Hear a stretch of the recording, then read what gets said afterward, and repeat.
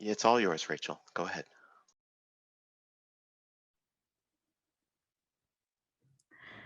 Good afternoon or good morning to wherever you may be zooming in from. I'm Rachel Messerich, the Editorial Communications Manager for the American Craft Council, part of our editorial team, and the coordinator behind the American Craft Forum series.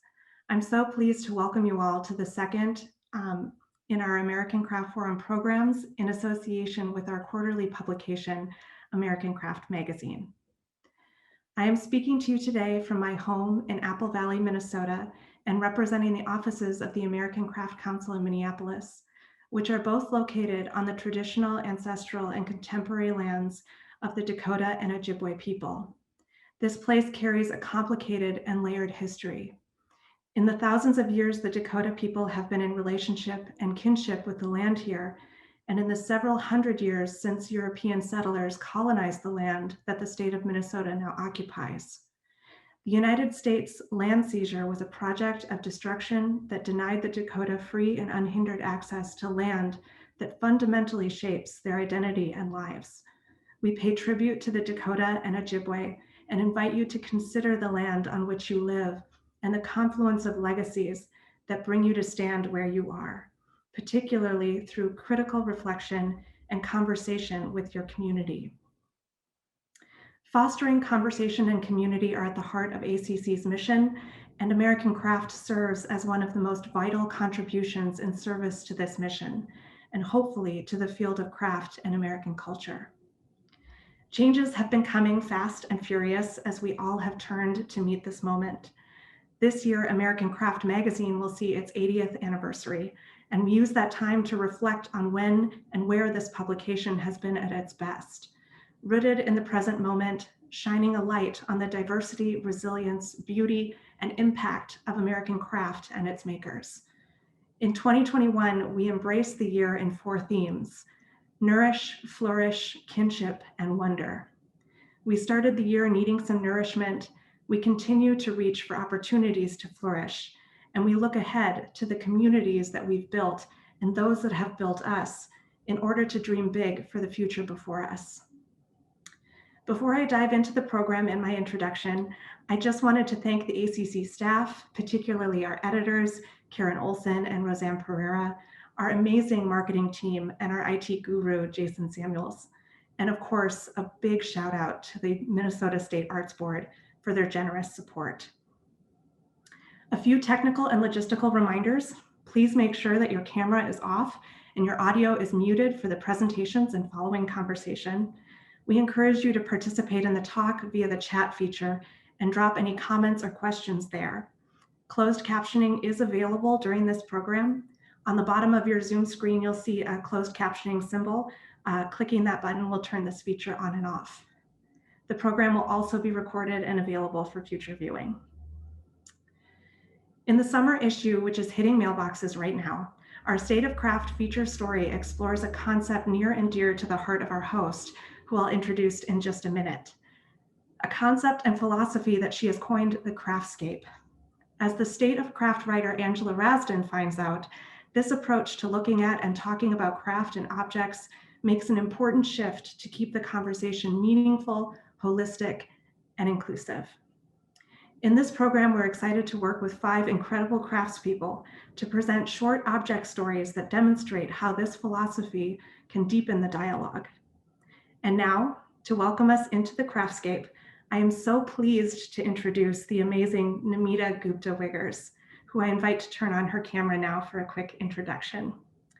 Namita is many things, including a writer, curator, and educator, most recently as the founding director of the master's program in critical craft studies at Warren Wilson College.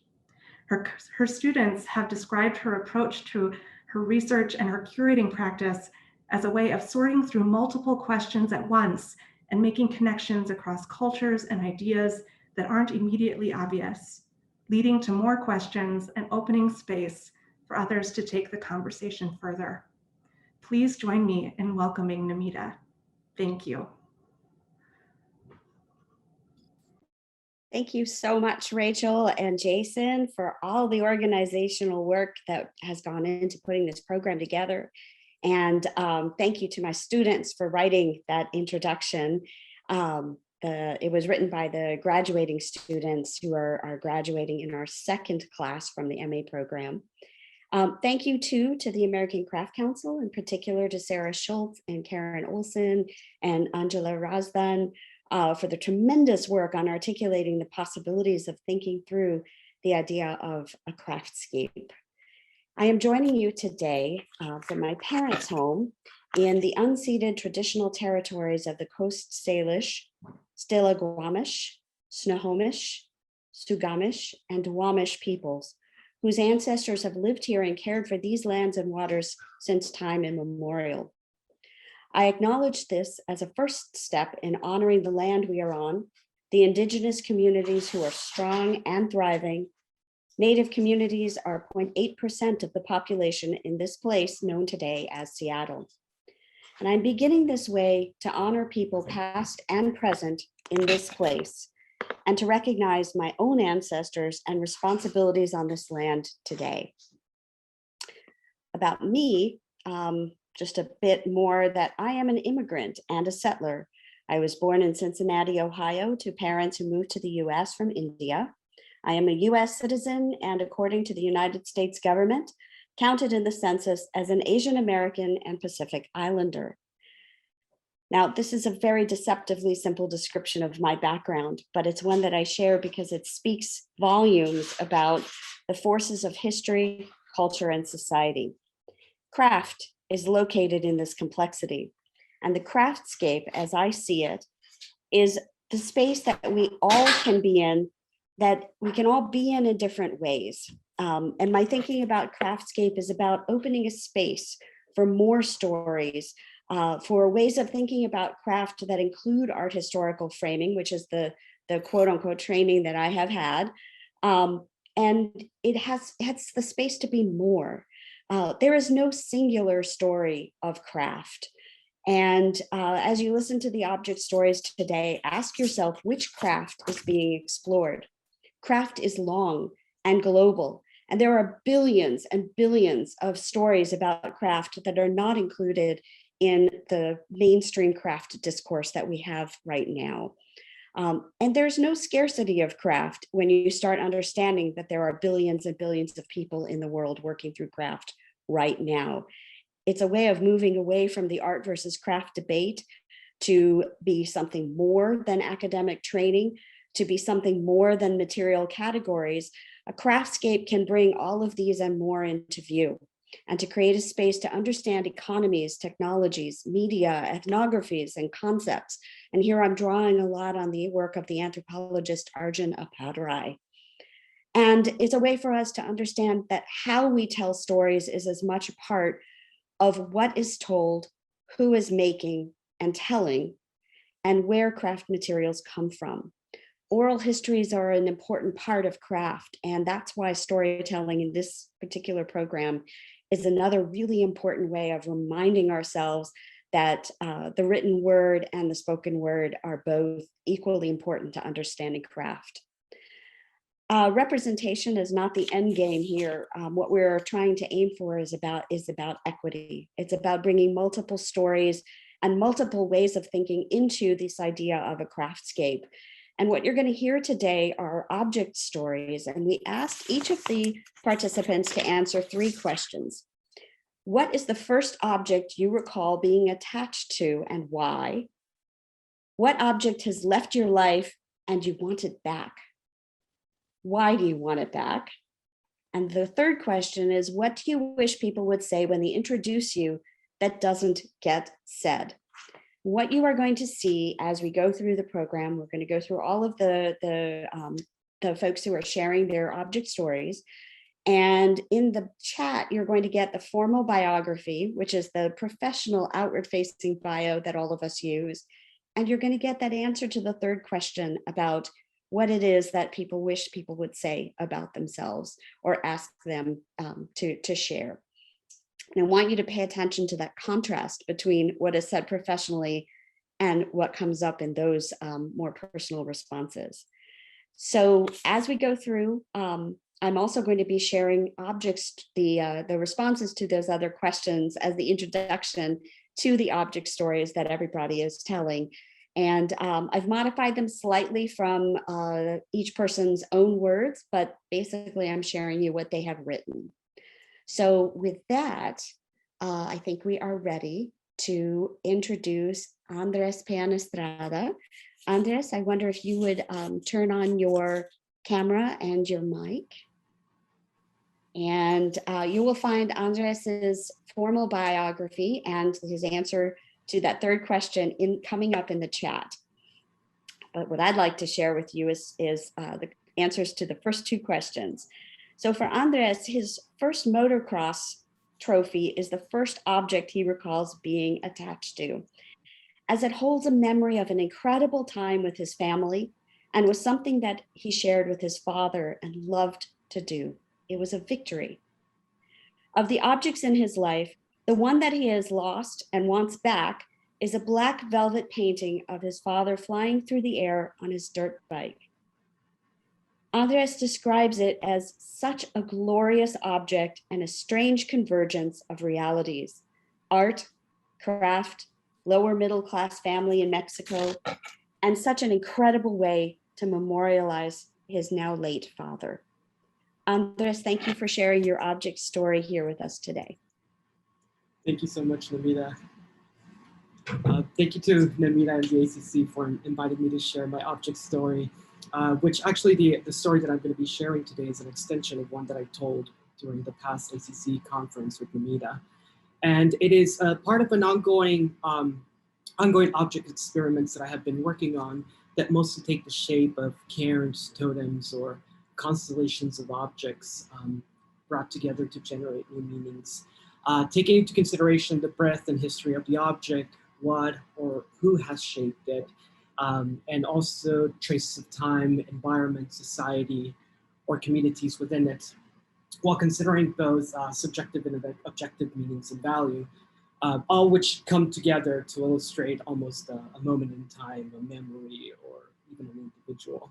And a lot of my ideas about objecthood and materiality come from my upbringing in Mexico, particularly in North Mexico, with a very creative problem-solving lower income family. And also along with this blurring of ideas or binaries and labels that came from my binational upbringing, intertwined with my queer identity, kind of these ideas that one thing can be both things, two things, or more, or neither, or could be passing to be something. Identity politics, degendering objects, and transnational craft exchanges that can happen through kitsch tourism objects, but a lot of those are stories for another time. So I will go ahead and share my object, which is the cairn. And usually when I tell these stories, I construct the cairn, but this time I'm going to be taking it apart as I run through you with the objects that actually make up this piece or this constellation of things. And the first one is a broken piece of an Adderall pill. Which to me kind of is a semblance of a trace of an evolution of a material and its refinement, a nervous system stimulant who's composed largely by colloidal silicon dioxide. A lot of the objects in this cairn have a connection to silica, either through its makeup or its evolution through our experiences with this material. The next one is a shard of glass from a broken iPhone screen, chemically strengthened glass from a broken iPhone 6.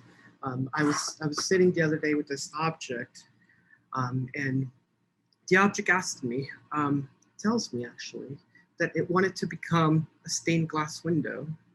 And I told it, well, you are a stained glass window. You define yourself, you're a shield, a protection, glass, a screen, and a window into a vast digital scape of possibility, carefully made and intimately navigated through the touch of an individual's fingertip, connecting us through vast landscapes and realities. I have to go now. My mother is calling me. I have to take this. The next is a meteorite from Campo de Fuego in Argentina. It has traveled hundreds of miles to me, all the way from Buenos Aires. 4.5 billion years. Its material properties are older than most matter on Earth. It's been on Earth for approximately 4,000 to 5,000 years. The next is a shard from an ancient vessel. I purchased this on eBay. It came from Ohio. It has no written or known history that I've known of when it came to me. Hundreds of years old.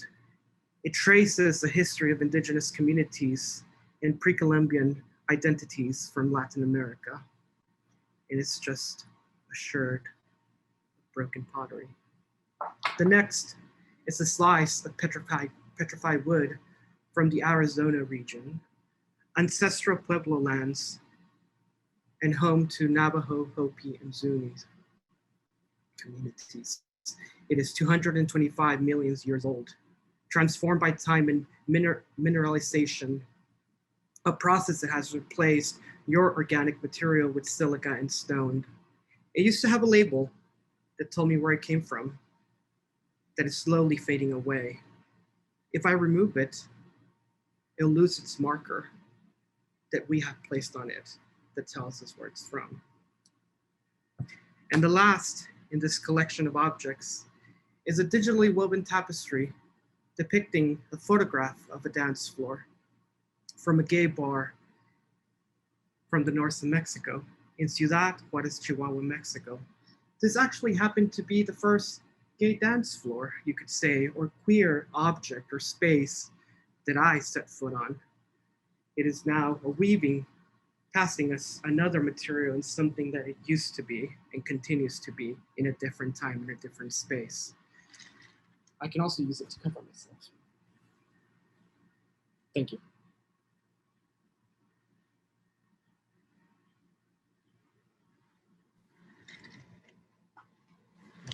Andres, thank you so much. Really, really appreciate it. There are so many things already that I'm hearing that connect with questions about where someone is from and materials and people and history and time and place and layers. And I hope when we have our conversation, you'll talk more about the Karen as a form and what that represents. So thank you so much. The next person who's going to share a story is Dr. Tiffany Momon. And Tiffany says, explains that she has always been attracted to objects. As a child, her first collections, and Tiffany, oh, thank you, Tiffany.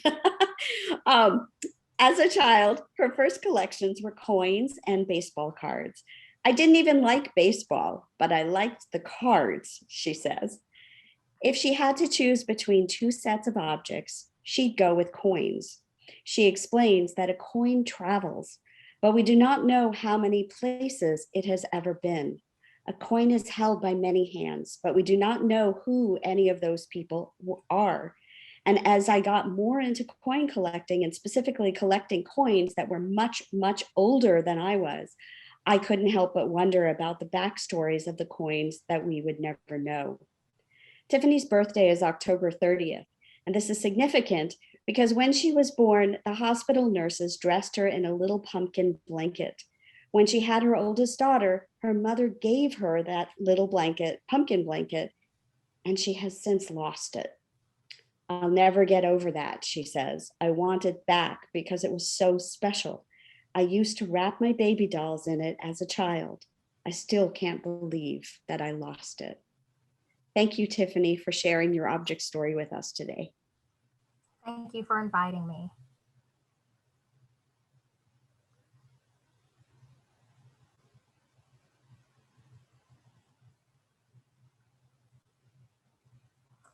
This is the object.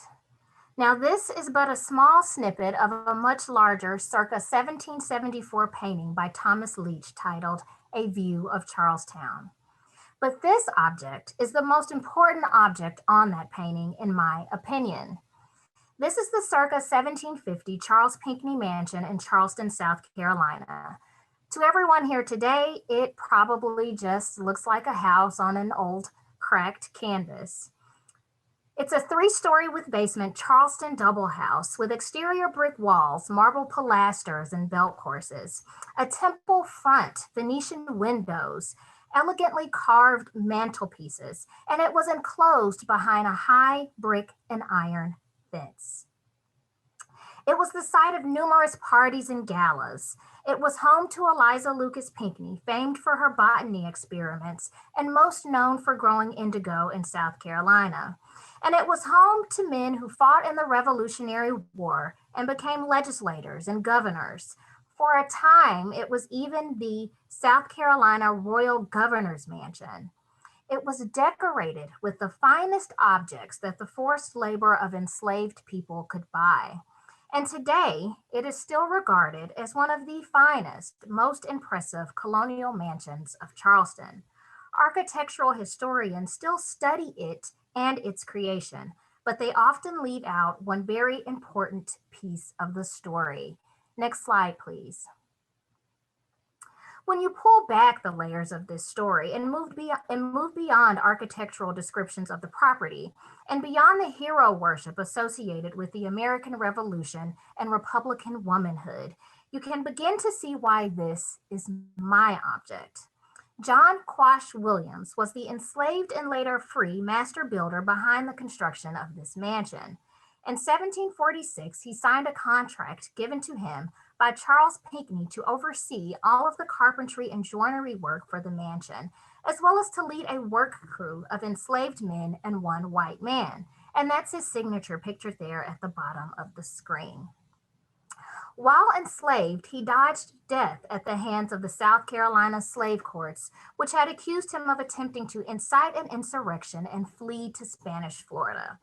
While enslaved, he also labored to create wooden indigo vats that aided Eliza Pinckney, his enslaver, in her successful cultivation of indigo. He was baptized in the Anglican Church, where his name was changed from Quash to John Williams. He learned to read and write and possibly attended the Reverend Alexander Garden's School for Enslaved People. Like I mentioned, he was the master carpenter behind the carpentry and joinery work on the Pinckney Mansion. He did all of this while living away from his enslavers in a home with his rent paid for by his enslaver, Charles Pinckney. He married and had 4 children. In May of 1750, when Charles Pinckney freed him from bondage, he advertised in the South Carolina Gazette for work just 2 weeks later, and that advertisement is pictured here on screen. He was given land by Charles Pinckney near the location of the present-day Charleston City Market to build a home for himself and his children. He received a royal land grant from South Carolina Royal Governor William Henry Lyttelton for 600 acres on the Santee River. And as soon as he earned enough money, he purchased his children and freed them from enslavement. And he accomplished all of this as a Black man in South Carolina in the 18th century. He has truly earned my nickname for him, which is the divine craftsman in the Holy City being a nickname for Charleston, because it is truly such a remarkable story. And he and the enslaved men who labored with him inspired the creation of the Black Craftspeople Digital Archive, found at blackcraftspeople.org. Men such as Archer, Pompey, Charles, Prince, Patrick, Caesar, and Peter, all listed here on screen, also contributed to the mansion's construction and also labored as carpenters, joiners, turners on other properties across South Carolina. According to the Pinckney Papers, Williams and his crew would have been in charge of 1,150 British pounds worth of carpentry and joinery work, and that was a lot of money. The cost of the carpentry and joinery work was so expensive because it was so labor intensive. Every part of the wainscoting, windows, and doors had to be individually constructed and all decorative woodwork hand carved. Knowing them and saying their names and giving them recognition is at the heart of what I do. I tell people all the time that John Williams truly changed my life. And it may seem strange that a man who lived and died over 200 years before I was born changed my life, but he did. He pointed me in the direction of my life's work, which is documenting Black craftspeople and their lives and experiences. And he's honestly part of the reason why I'm here with you all today. Next slide. And here's a timeline of the evolution of the Pinckney Mansion. It burned in 1861, and today the site of the mansion is nothing more than a parking lot. Although it is gone, it still remains the object for me because of all of the stories of Black life and Black craft experiences that it is able to tell. This home also reminds me that many of the physical spaces associated with Black craftspeople are gone, but the land is still there, and we can use that land to tell these stories. Connecting this story and others associated with Black craftspeople to the Craftscape is imperative. We must connect these stories to land and landscapes to center the actions and presence of Black craftspeople and their experiences, and to also consider how places associated with Black craftspeople are created and how they disappear. And what better example of that than this object, my object, the Pinckney Mansion, and the Black man behind its construction, John Quash Williams. Thank you.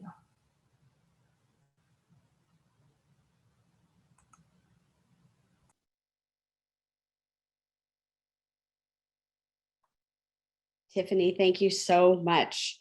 I'm sure that as you're listening, you can hear some of the things that I mentioned before and that are in the article. And I think Tiffany has brought out this question of presence and learning how to tell the stories, finding ways to tell the stories that are right there. They are there, even if you can't see the building anymore. The stories of Black craftspeople are present, are here. And I really appreciate how you brought this object in. Thank you so much, Tiffany. We are going to now hear from Hovencio de la Paz. And Hovencio could not be with us today and has shared a video. So as an introduction to Hovencio's video, I'm going to share with you some of their stories. So Hovencio remembers a vinyl figurine of the Pillsbury Doughboy as being the first object that he wanted. Hovencio explains that he had wanted it for weeks, but you had to buy Pillsbury products, collect the box tops, and send them in to get the toy. My mother, they say, being a very thrifty Asian immigrant, would never do something so impractical, but for whatever reason, bought those rolls of instant biscuits and croissants, earning enough box tops to send away for the toy. I carried it around with me always until one day my brother and the boys from the Chinese Christian Missionary Alliance Church took him from me and threw him on the roof. I never saw him again. And I still wonder if he is up there on the roof of the church. I think I was so attracted to this thing because it was somehow proof that my mother, stern and penny pinching as she was, understood and saw me. So with that, can we start Hovencio's video?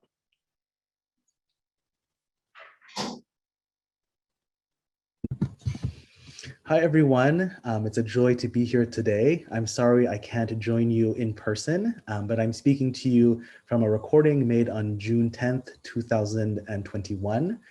I'm speaking to you from Eugene, Oregon, which is the traditional homeland of the Kayapuyá Ilihi tribe. My name is Hovencio de la Paz, and I am happy to share this object story with you. I'll go ahead and share my screen now.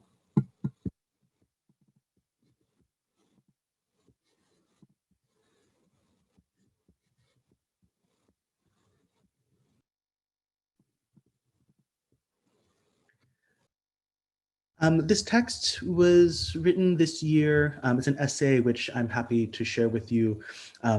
This object is not my own object, but one I was very happy to encounter and be able to document as part of my, my research and practice.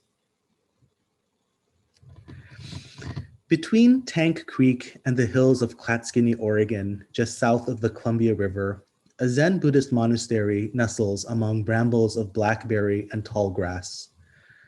Certainly, there are things here one might anticipate, stone Buddhas and bamboo swaying in groves, nuns and monks with shaved heads like celestial bodies, moons held in orbit by the gravity of vow. Still, it is very alien. I am told that Zen is a religion of practicality. One cuts carrots for lunch, one sweeps the steps, one washes dishes, one sits quietly, and one mends a garment.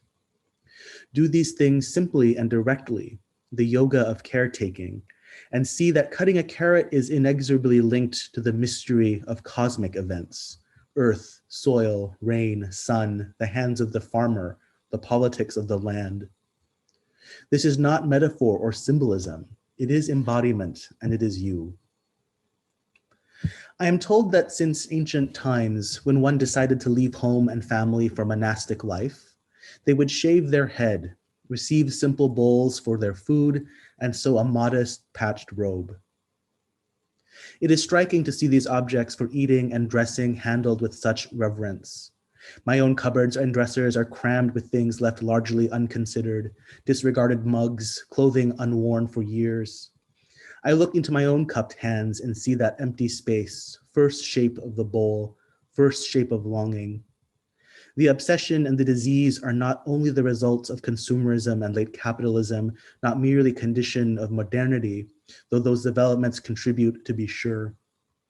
It is that human life by its nature is dissatisfying. The first noble truth of the Buddha is, after all, that life is marked by suffering and dissatisfaction. In a way, it is curious that mundane objects like bowls and cloth reach such sacrosanct heights in the monastery. In another, it is hard to question their essential role in every practice of daily life. Far beyond human memory, these objects have been witness to nearly the entire history of our species.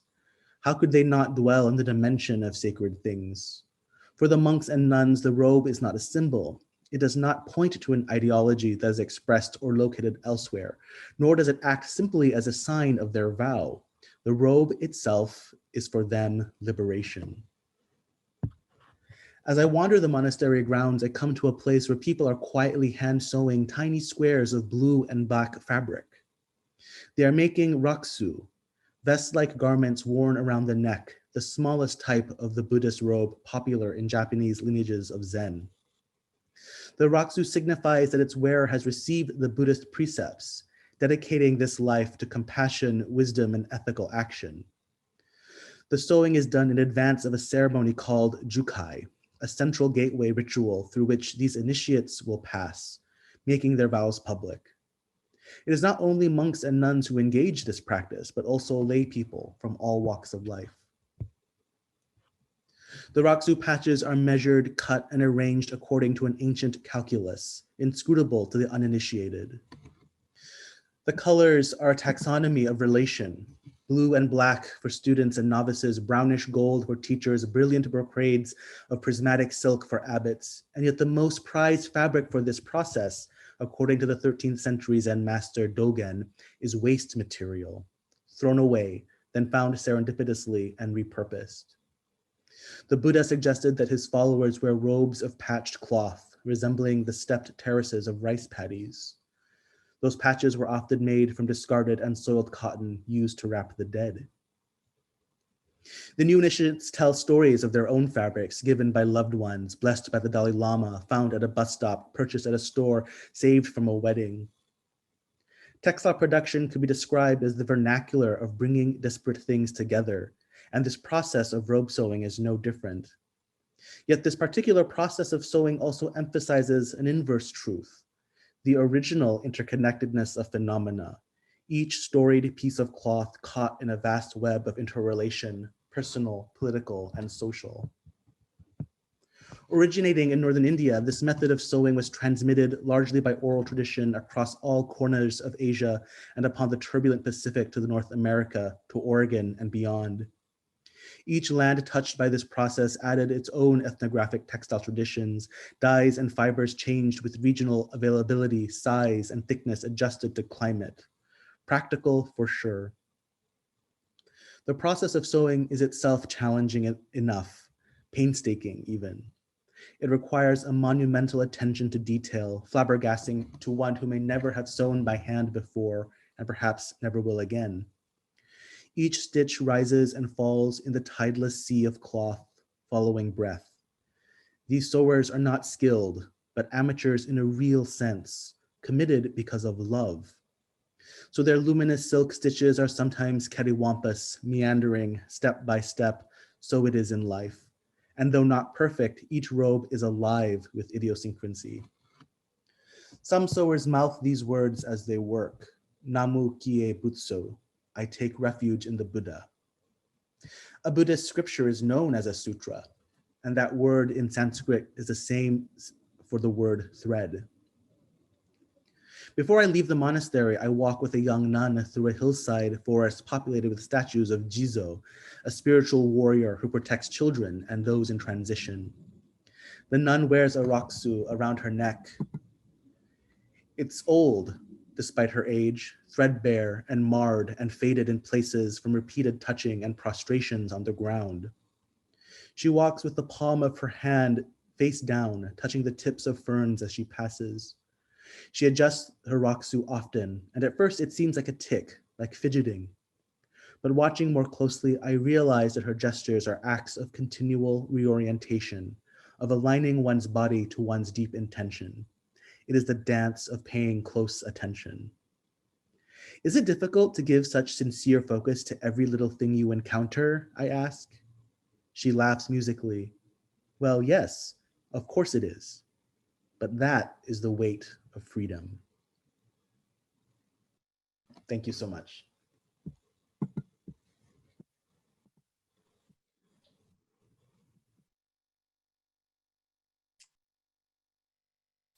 I'm hoping that Hovencio will see this and hear the thanks. Hovencio, there are a couple of things in particular that caught my attention that I hope will come up in our conversation. The interconnectedness of phenomena and the alliance of the body to attention, and also the idea that the robe itself is not a symbol that points elsewhere, but the robe itself as liberation. Thank you so much. Courtney, we are going to move to your story next. And if I could invite you to turn your video and your audio on. Courtney Leonard shared that the first object she recalls being attached to was a spoon ring from her great-grandmother, Blanche Eliezer Carl. And I have to tell you that my grandmother sold there's a connection here. I won't give it away. There's a connection here that really spoke to me today in a way I'll share at the very end. Courtney used to ride to her great-grandmother's house from where, and when she arrived, she was always greeted with a hug from her favorite chair in the living room.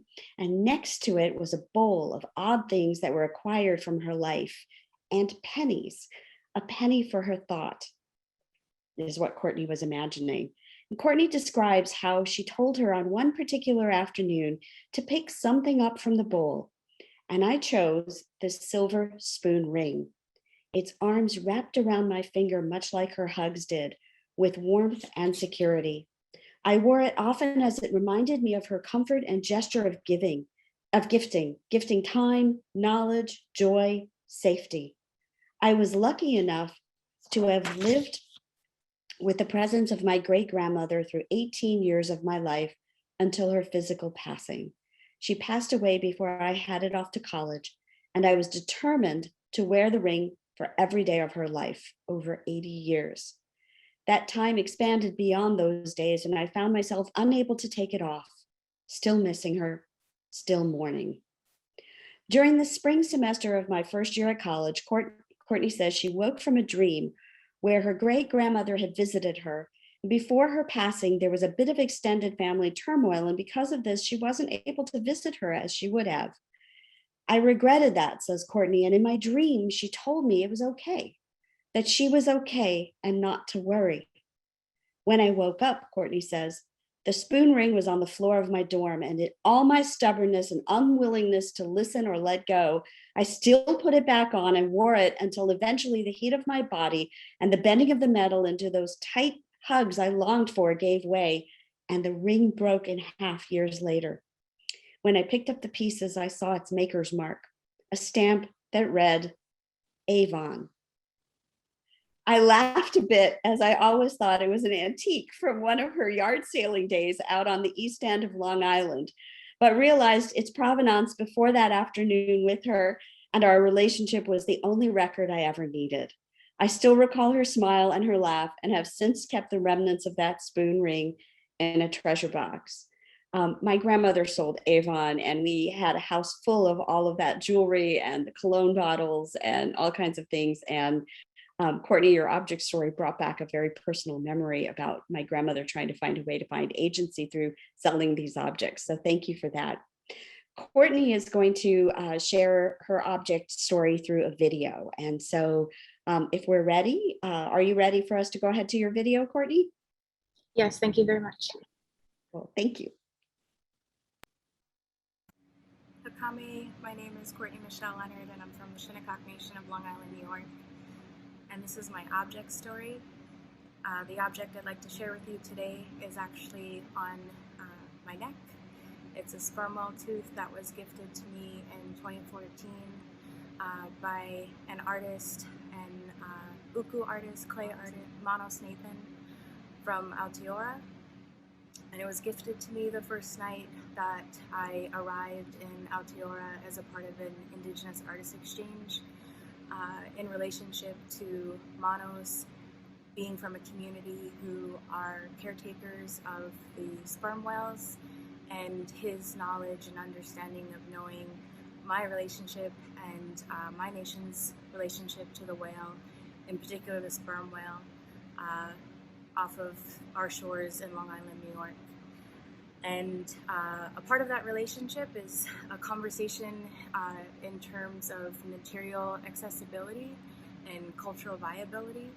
Our community is facing a lot of different issues in terms of environmental sustainability and notions of futurism as a relation to our food sovereignty. And that is ultimately what I explore in my work.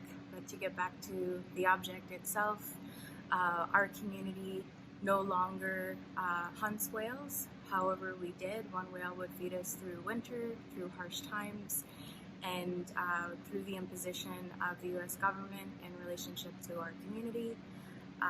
We no longer have the ability to practice that.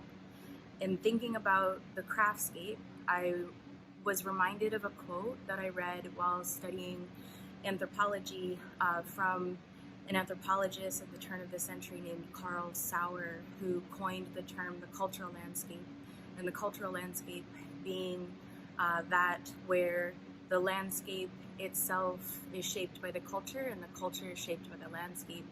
And I understood that in relationship to who I am as a Shinnecock person, because Shinnecock in our language translates to people of the level land or people of the shore. And in thinking about the object itself and that of the sperm whale tooth, I feel that that has a strong relationship to the question that I pursue in my practice, which is, can a culture sustain itself when it no longer has access to the environment that fashions that culture? Can we exist as Shinnecock people if we don't have the territory, if it's covered by water?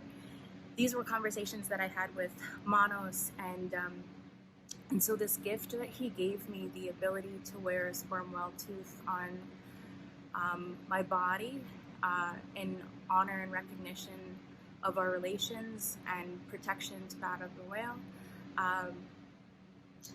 was really something that I don't have enough time to fully share the experience and the honor, but it was so important to me that at that time, many people asked me, do I want to carve the tooth or have somebody carve the tooth?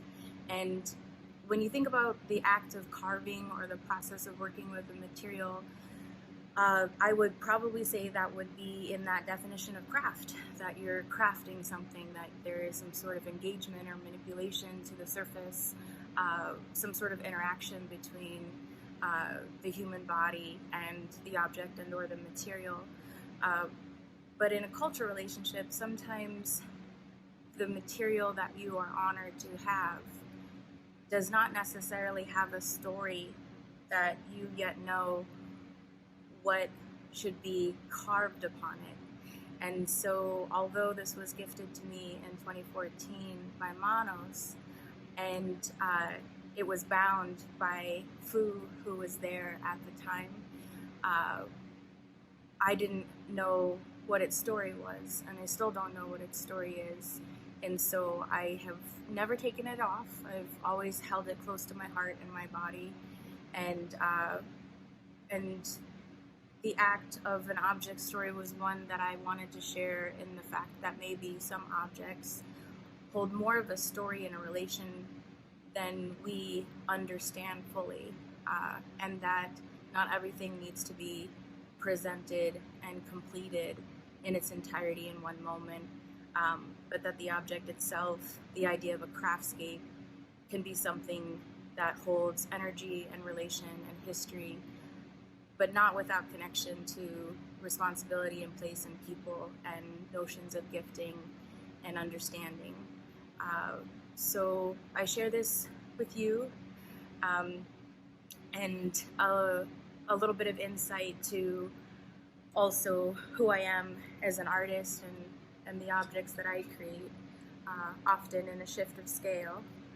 This is a sperm whale tooth that I fashioned out of clay, a material that I do have access to, but also has no carving or surface aside from the fact of its presence and the conversation of the material itself, that of the actual tooth or that of the material that I do have access to. And I have more to share, but I look forward to our discussion, and thank you so much for having me as a part of this.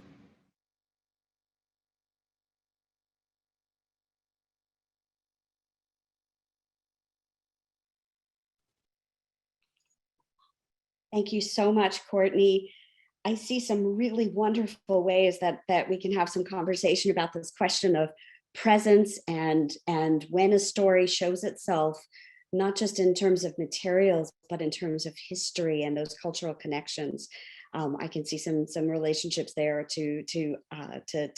for us to tease out with Andres and Tiffany's presentations in particular.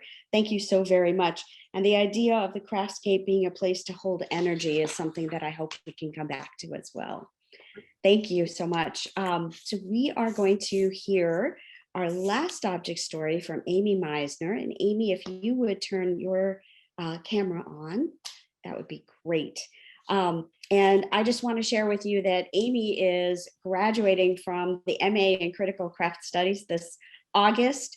And I'm very, very excited to have you here as one of our students, but also because of the kind of storyteller you are. And so I'm going to share your story that you shared with me about objects that in your past. And Amy says that she recalls loving a brown hard stuffed bear with a swiveling head and limbs. And at her very first sleepover, its head popped off during a brutal tug of war. Her mother whip-stitched the head back on, but it wouldn't turn side to side anymore because she'd sewn it directly to the body. A few years later, when Amy was about 11, she repaired the bear by properly attaching the head to the black plastic swivel mechanism inside. Amy explains that she became convinced I knew more about sewing than my mother then, not understanding the value of speedy repair under pressure until I had my own children. The object that has left Amy's life that she wants back is the wide silver ring she bought in Krakow, Poland in 1996. It featured a whiskey-colored amber marble. Amy loved its weight and size, imagining it would break a tooth if I ever had to punch a stalker. A few years later, it was stolen.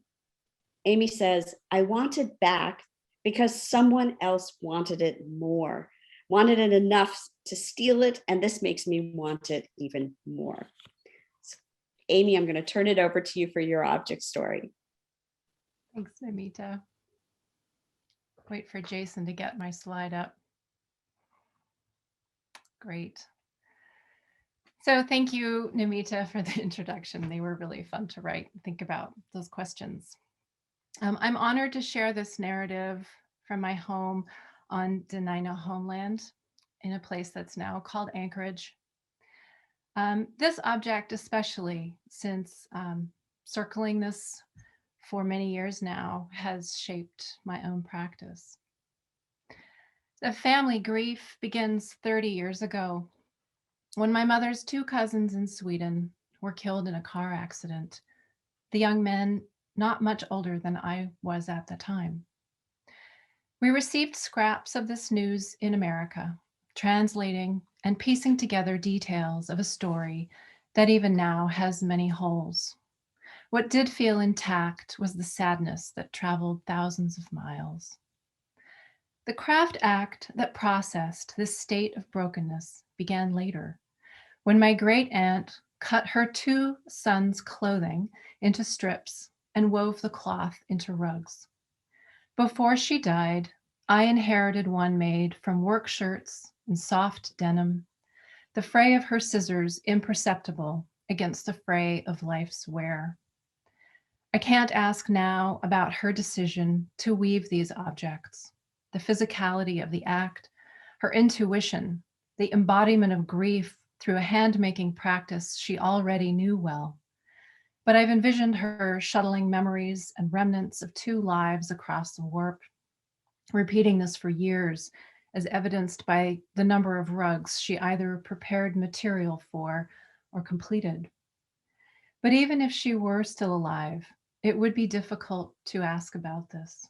Family, yes, but divided by language, generations, distance, and two countries and cultures worth of what is appropriate conversation. I can guess she would express this was a way of healing, though of course the sadness remained. I can guess the work was meditative, mourning rendered into a craft process that lived in her body as her children once had. I do know the making was rooted in care, and I believe it created a space for grief to expand, thrash into every recess, and exist as its own threadbare being. Next slide, please.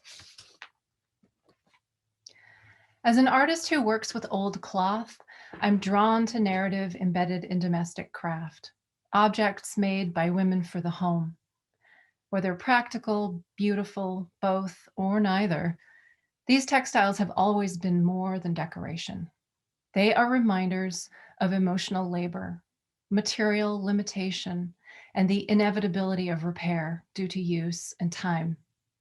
This rug was handed to me as an object heavy with motherhood, care, and long-term keeping of materials, a reassembling of a self after loss. But its current state of brokenness reflects a dark phase of my own motherhood and continuation of narrative. Those warp threads snapped while I wearily stumbled with an inconsolable infant more than a decade ago. I wouldn't realize that my hearty zigzag at the sewing machine during a rare nap time was a failed repair until I pulled the rug from the wash months later and was met with a flail of unraveled denim and plaid. What this points to years on and contemplating the dynamics of a repair that still hasn't happened is that I hadn't fully considered the rug's vulnerability. I'd placed myself as caregiver and long-term tender in a position of power. My quote, repair had built in the next point of failure. Next slide, please. Feminist scholars Joan Tronto and Berenice Fisher define care as, quote, everything that we do to maintain, continue, and repair our world so that we can live in it as well as possible. That world includes our bodies, ourselves, and our environment, all of which we seek to interweave in a complex, life-sustaining web, end quote. Tronto outlines 5 phases of care, all of which can be applied to repair. These include attentiveness, responsibility, competence, responsiveness, as well as trust or respect.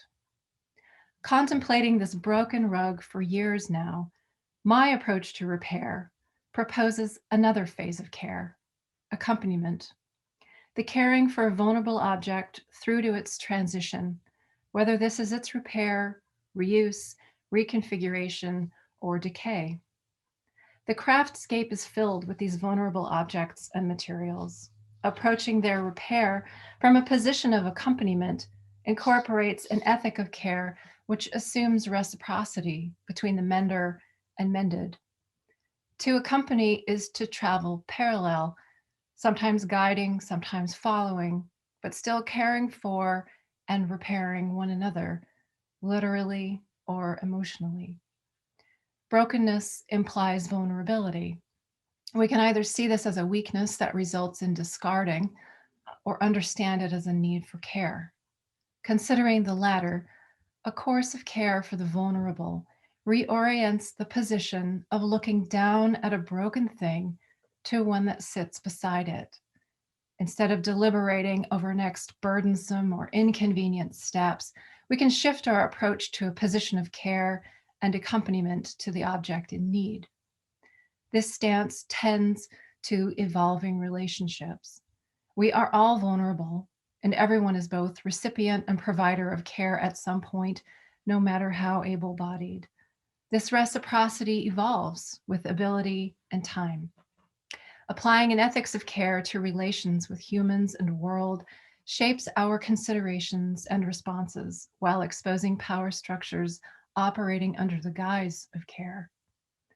We can apply this to our relationship with vulnerable objects as an approach to the craft of repair. Last slide, please. During a recent inspection through the loose warp and weft, I found a strip of denim swiped with red paint, perhaps a cousin's absent-minded gesture during an everyday farm task buried deep within an object decades on. The rug's impending repair, while in my care, has the potential to take on that dual role of object care and emotional repair once again. The marks of my hand, combined with my family's, my cousins, my great aunts, is a tender but powerful ongoingness to look forward to. Part history, part map, it's a journey that follows the disruption of the everyday, from despair to healing to use, to breakage, to disappointment, to repair, then re-repair, and the potential for a return to an everyday again.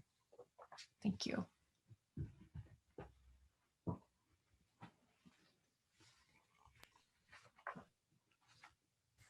Thank you so much, Amy. I really appreciate, I've heard stories about this rug in a number of ways, and I think what's so powerful is the way that each time you've told stories about it, there's different aspects about it that come out, which I really appreciate. Thank you for sharing in a different way of thinking about the object. I'm particularly interested in touching on this question about the dynamics of a repair that you mentioned and this need for accompaniment of vulnerable objects. I think this question of accompaniment comes up again and again through everybody's presentations. Could I invite everybody, Courtney and Tiffany and Andres, could you join us back and we can have some conversation?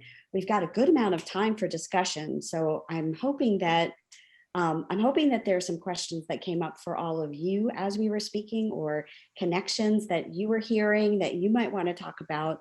But just to start us off, I think Amy's story brings something to my mind that I heard in all of the object stories, and trying to understand, what do we do with objects that have lost the storyteller or no longer have that thing connected to it that puts it in a context? And what does that do in terms of creating a craftscape? And I think that this is something that comes out in each of your stories in a different way, this question of what the object conveys without you being present and what the object conveys when you are present. And I wonder if we might touch on that a little bit and how it connects to craft. And anyone can just jump in.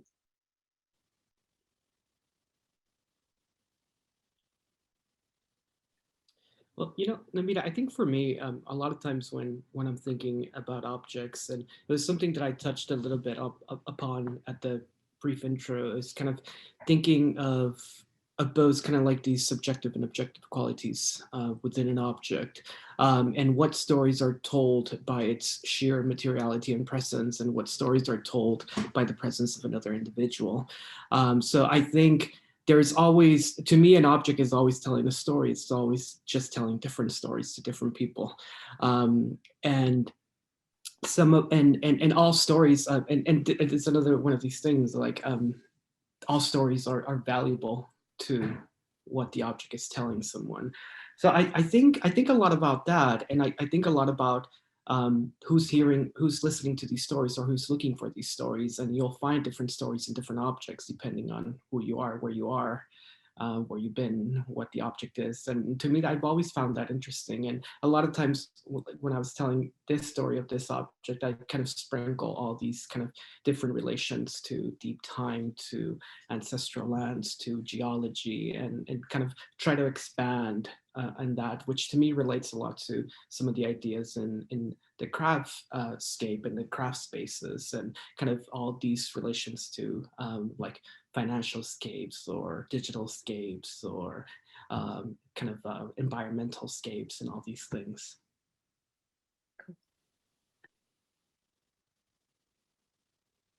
Anybody else have a thought about that? That was an interesting question for me, because most of the objects that I work with, the storytellers are long gone, or we never knew exactly who the storyteller was. We just knew that, it was, possibly made by an enslaved person. But that question did resonate with me, because one of the things that I try to do is to tell those stories, to piece them back together through whatever primary source documentation or records that I can find, because I think that's important, right? That we continue to find ways to share those stories and tell them and honor the makers behind those objects. Totally. It makes me think about, Tiffany, just what you just shared and what you shared, Andres. It makes me think about the way in which the rug, Amy, if that rug was located someplace else, if it had not come to you through the way that it came to you, and you saw it somewhere, let's say, a yard sale, an estate sale, or something like that, there would be no connection to that. The way you described that it was heavy with motherhood and care, it wouldn't be as visible. And it made me think in some ways about the way, Courtney, that you talked about the object not showing itself yet. It's the way that the marks are not always as they have to come in their time, that kind of thing. So there's a temporal thing going on here too, that it made me think about with both of yours. I don't know if that connects with you all in any way.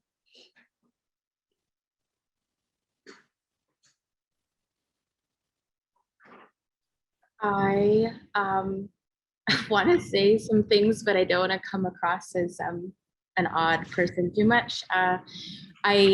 It's hard for me to distinguish language in separate modes. So I do consider myself someone who has been referred to as a materialist, but I think it's in relationship to my responsibility to material in place and community and relation. And I think that the idea of any object, because there's that, I'm also a word person. So an object can be as any physical entity. Now within the craftscape, there is an extended relationship between the human and the idea of making with that material. For at least, I'll just say from my personal perspective, how I was raised as one person from my community. that that material comes from a place, however it's fashioned is in communication of that place and with relation to the people of that place. And then taking that and having it live with the people is what affords that continuity of relation and story. So to a certain degree, depending on what the object is, that story may not continue in the same fashion without the people. But at the same rate, in thinking about the material of a place and the energy of a place and the people in relation to that place, if the object holds energy, can the object speak for itself? Can we have things that then at some point in time, because I also have a museum studies degree, and there's this fine component to my practice where I do work in collections, but I work it with a fine grain of salt as an Indigenous person, because there are things in collections that should not be there, that are sacred. And you can walk into a space and the registrar will ask you, oh, send me a list of objects you want to see. And I'm like, I don't work that way. I'm a diviner, just put me in the space and let me see what leads me. So in that regard, the objects can call and speak to you, and then you begin a new relation. Now, it may not be verbatim based on whatever that history is, because it's through the eye of the beholder. But that continuation of energy continues. And I think that was something that I was trying to start off with a fine grain of salt, because are you a believer that objects are more than a physical object, that objects potentially have energy, have soul, have ability to relate beyond your need or your ego? And I think that is something to be mindful of. We're not the beholders of everyone's story. We're just honored to be a part of this journey with those objects. Thank you. I totally love, Courtney, if I could just jump in really quick, what you just said about objects living with the people, because I think it speaks to a facet of long-term keeping, and whether that's objects or long-term keeping of materials, and what that means with regards to place. And I work primarily with textiles, and so a lot of the work comes from the place of the home. And so understanding the amount of labor that has gone into some of these objects, whether they're crocheted or sewn or made by hand versus made by machine, you can see the things that are made from clothing, for example. I was thinking a lot about, what if I had run across this rug at a yard sale? I would still see the denim. I would still see the plaid. I would still see the various fabrics that had gone into it, and have an awareness that it had lived another life. And so to receive these objects one way or another, there is this sense that there's this anonymity in terms of the maker. I have no idea who makes a lot of the crocheted items, for example, that come my way, because those names aren't on there. But I know the amount of time that it took to put into it, and you don't approach a making act that is heavy with skill and heavy with labor with no care. There's always that sense of care that is infused, which creates that energy that Courtney was just talking about. And I also think that there is this sense of dormancy, that objects can become dormant and perhaps even wait, right, for the next person to come along and pick up that narrative thread. And we can guess. I know the story of this rug pretty well, but there are still many holes, right, in that story itself. I have no way of really truly understanding everything, and you never can, but you can pick up the thread, and the narrative becomes your own, or your communities, or your families. And I think that's what's so exciting and interesting about this expansive way of thinking through craft.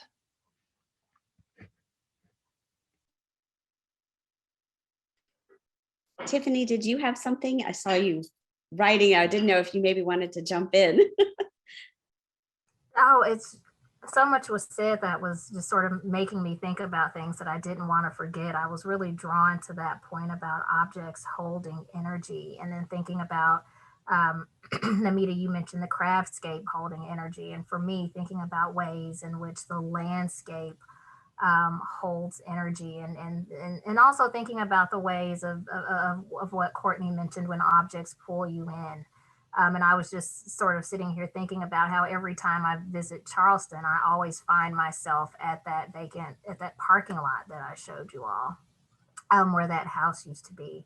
But yeah, I'm just really attracted to that idea of the landscape holding energy and drawing us in, and giving us the resources to tell its story.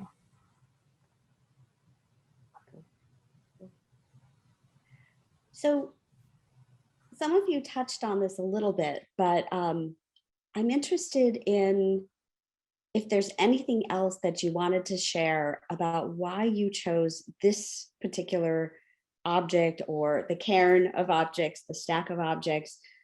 Is there anything else that you were thinking about why you chose this to unpack the idea of a craftscape as opposed to craft, and what you see the difference between that, or is there a difference? Maybe there isn't a difference for you.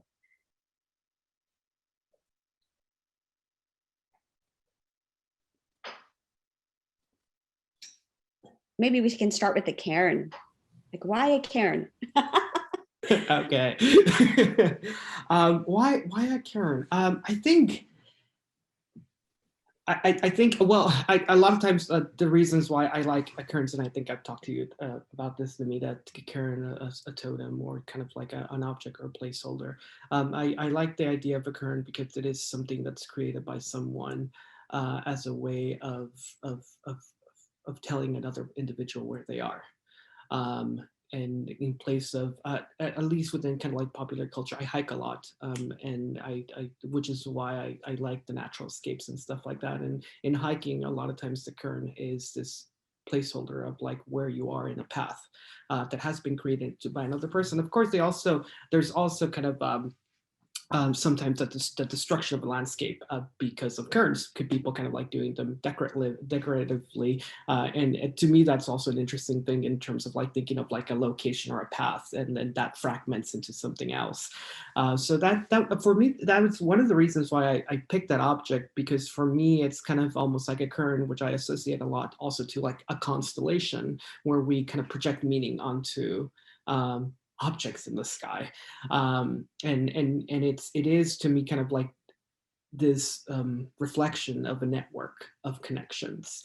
With this one, it was all a reflection of connections to some sort of earthly silica material that could have been found in the concrete dance floor, in the petrified wood, in the piece of Gorilla Glass, or the meteorite, or the Adderall fragment piece. So it's a way of me kind of nuance, kind of like narrowing down at a nuance, and then kind of like exploring the set of relations of how that expands into the self, into a community, into a larger society, or a history that's been erased, capitalism. So it's kind of these kind of like wide nets that I construct with these.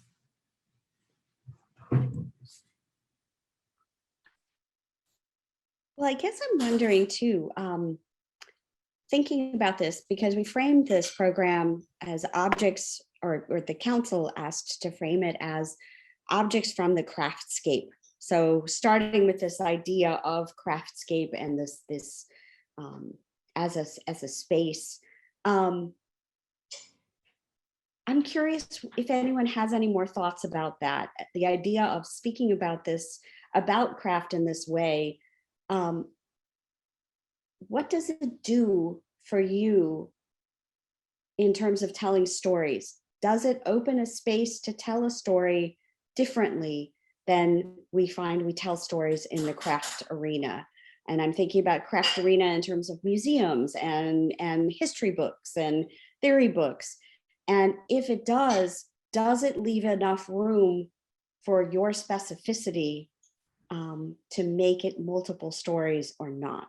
And this is totally a leading question, but I'm trying to figure out if this thing that I've been wrestling with and using as a way to frame my own work, to frame how I'm structured this program, how I curated, does it open up a space for other people, or is there something in there? And I'd love to hear if there's something in there that you're like, yeah, I would have wanted it to, I would want this too. So, let's wrestle with that for a few minutes.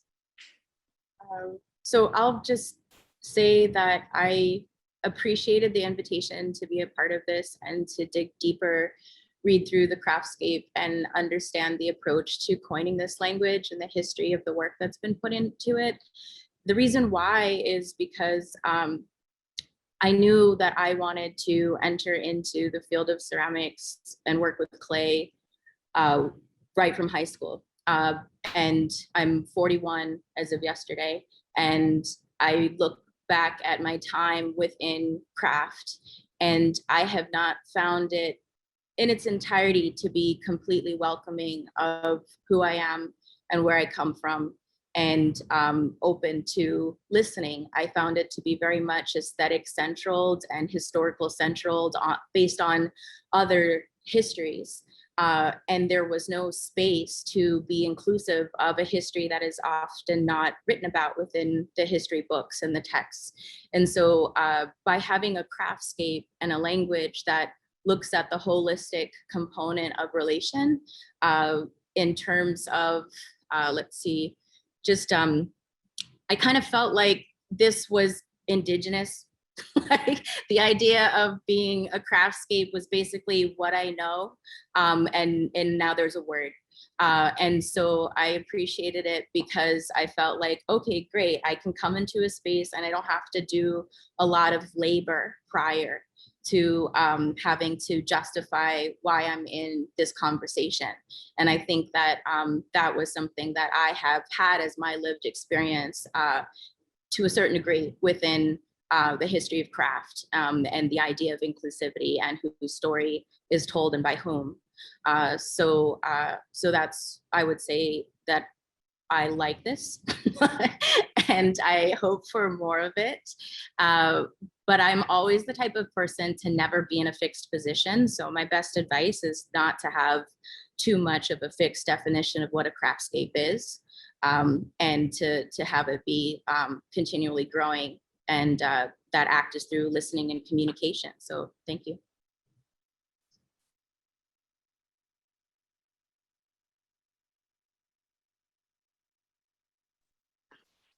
Courtney, it totally is. I mean, this has been my hesitation for 10 years.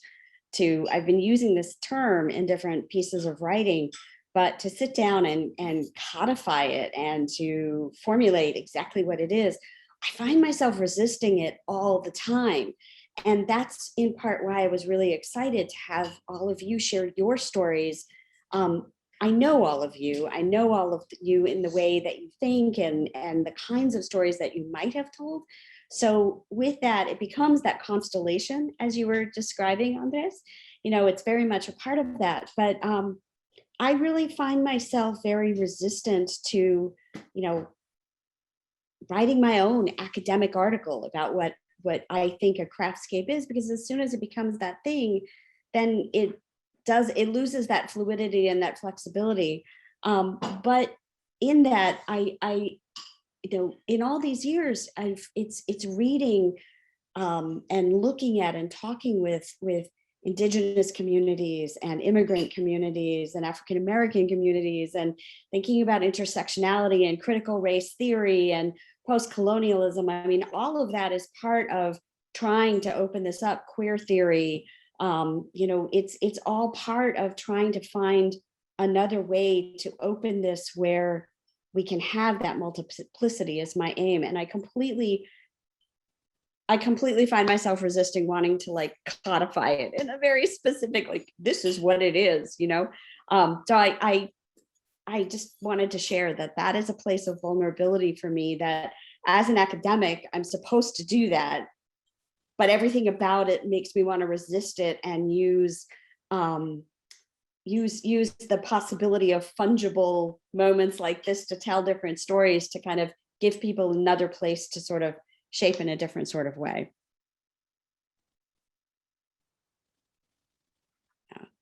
Yeah. Do you have questions for each other, or something that caught your attention about each other? And maybe we'll use that as the closing conversation. But I'd love to hear what caught your attention amongst you about the stories you told and the objects that you brought in. And craft, and how it connects to craft. We have to put the craft in there.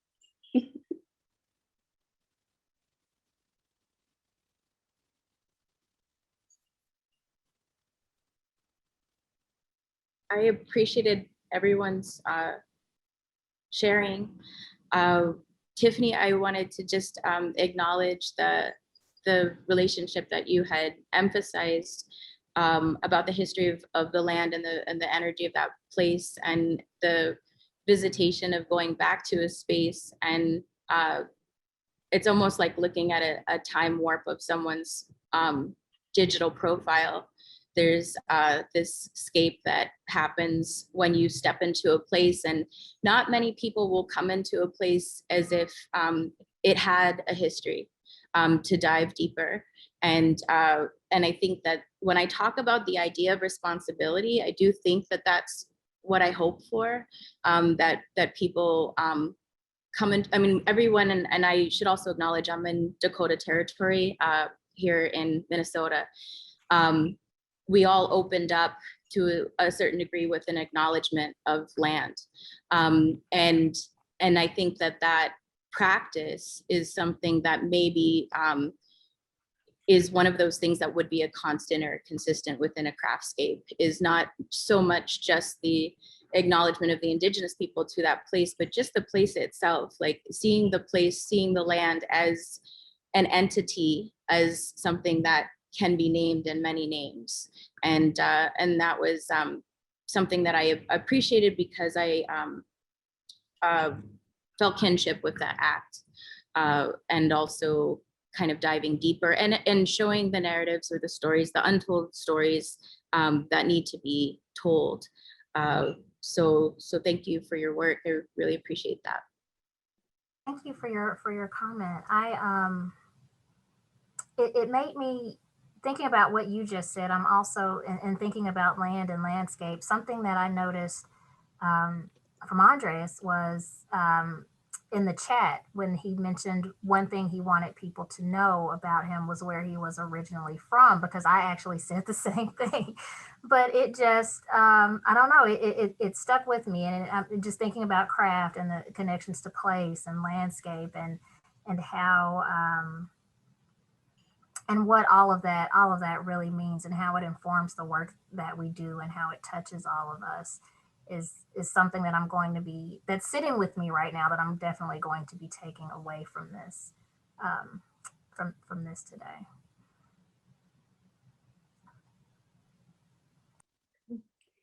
Yeah, everybody's kind of like connection to location was interesting, but also these ideas of the movement of objects or individuals or people through space and through landscape, which to me kind of draws connections to kind of these ideas of like building stories as well. And another thing that really resonated with me from everyone, well, one of the things was like this very different ways of connecting to stories, either through a space, a place, an animal, a community, a family, or history, other individuals. But it was kind of interesting how everything was also had links to time, which I think a lot about, and both these ideas of a linear time, but also a cyclical time that cycles and that continues to build and create on its own. Which to me, these ideas of like linear time and cyclical time, I always connect to the way that somebody tells a story too.